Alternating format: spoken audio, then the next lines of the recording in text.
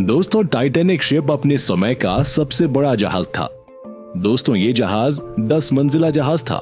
इस शिप को उस तरह से डिजाइन किया गया था कि इसमें 2224 लोग यात्रा कर सकते थे और इसे लगभग 3000 वर्कर्स की टीम ने मिलकर तैयार किया था। उस वक्त इस शिप को बनाने में लगभग 48 करोड़ रुपए का खर्चा आया था, जो कि उस समय के हिसाब से काफी ज्यादा था।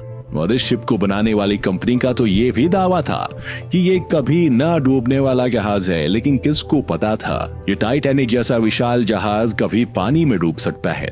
1 अप्रैल 1912 को टाइटैनिक शिप समुद्र में एक्सपेरिमेंट के लिए छोड़ दिया गया। मैं आपको ये भी बता दूं कि एक्सपेरिमेंट सक्सेसफुल हो जाने के बाद 2 अप्रैल 1912 को टाइटैनिक को यात्रा के लिए ऑफिशियली लॉन्च कर दिया गया। इसकी पहली यात्रा इंग्लैंड के साउथहैम्पटन से लेकर अमेरिका की न्यूयॉर्क सिटी तक तय की जानी थी और इसके कैप्टन एडवर्ड जॉन स्मिथ थे। वो दिन था 10 अप्रैल 1912 का और समय था रात के 12 बजे का, जब टाइटैनिक अपने 2200 यात्रियों को लेकर रवाना हुआ। टाइटैनिक अटलांटिक महासागर में तेजी से बढ़ रहा था और दिन था रविवार का 14 अप्रैल की रात का। समुद्र में काफी शांति थी और आसमान में चांद भी मौजूद नहीं था।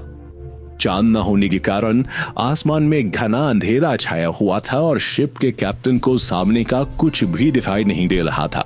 टाइटैनिक के आइसबर्ग से टकराने से पहले शिप के कैप्टन को कुल 6 चेतावनी पहले ही आ चुकी थी कि रास्ते में कई बड़े बर्फ के टुकड़े मौजूद हैं, जिससे शिप कभी भी टकरा सकता है। मगर कैप्टन को यह मालूम नहीं था कि टाइटैनिक किसी आइसबर्ग से टकरा जाएगा।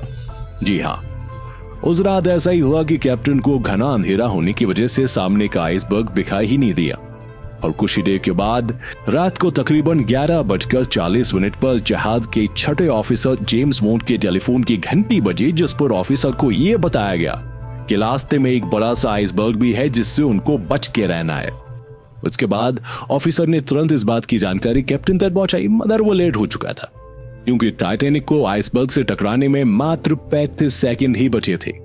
आपको बता दें कि जानकारी मिलते ही टाइटैनिक की पूरी टीम एक्शन में आ रही थी और उसके बाद सीनियर ऑफिसर ने जहाज को बाईं तरफ मोड़ने और इंजन को बंद करने का आदेश दे दिया। साथ ही जहाज के ऑपरेटर को जहाज को पीछे लेने का भी ऑर्डर दिया था, मगर जहाज की रफ्तार इतनी तेज थी कि उसे पीछे की तरफ लेना और उसको मोड़ना नामुमकिन था। और फिर कुछ ही सेकंड्स में टाइटैनिक आइसबर्ग से टकरा गया। आपको बता दें कि टक्कर के दौरान शिप का वो हिस्सा आइसबर्ग से टकराया था जिसमें पहले से ही आग लग चुकी थी और आग लगने की वजह से सारा मेटल कमजोर हो चुका था, जिसका नतीजा यह निकला कि टाइटैनिक के निचले हिस्से में छेद होना शुरू हो गया और शिप के नीचे के कमरों में धीरे धीरे करके पानी भरना शुरू हो गया था। दोस्तों, वैसे तो हर जहाज में यात्रियों की सुरक्षा के लिए 40 लाइफ बोट का होना जरूरी होता है, मगर हैरानी की बात यह थी कि टाइटैनिक में सिर्फ 20 लाइफ बोट मौजूद थे। दोस्तों, ऐसी अनकंट्रोल सिचुएशन को देखते हुए टाइटैनिक कई सारे रॉकेट्स को आसमान में छोड़ रहा था ताकि इस मैसेज को देखकर कोई दूसरा जहाज हेल्प के लिए आ जाए, लेकिन कोई भी दूसरा जहाज हेल्प के लिए वहां तक नहीं पहुंच पाया। टाइटैनिक शिप अटलांटिक ओशन में डूब गया, जिसमें 1500 लोगों ने अपनी जान गंवा दी थी।